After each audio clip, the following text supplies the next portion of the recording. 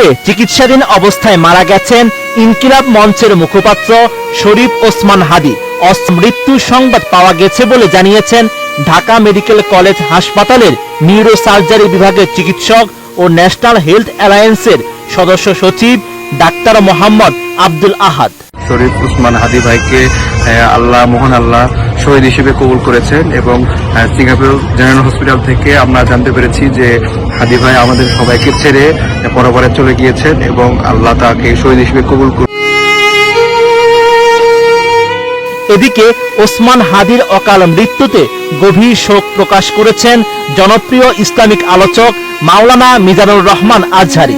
Singapore general হাসপাতালে চিকিৎসাধীন অবস্থায় হাদীর মৃত্যুর খবর আসার পরই সামাজিক মাধ্যমে তিনি এক আবেগঘন বার্তা শেয়ার করেন।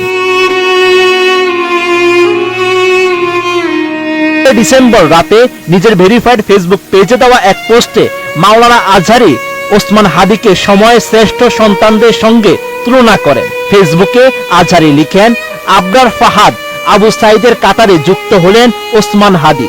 ইন্না লিল্লাহি ওয়া ইন্না ইলাইহি রাজিউন। জনপ্রিয় ইসলামিক আলো জানান, আল্লাহ ওসমান হাদীর আত্মত্যাগকে কবুল করুন, শাহাদাতের সর্বোচ্চ মর্যাদা দান করুন এবং জান্নাতের মেহমান বানিয়ে দিন।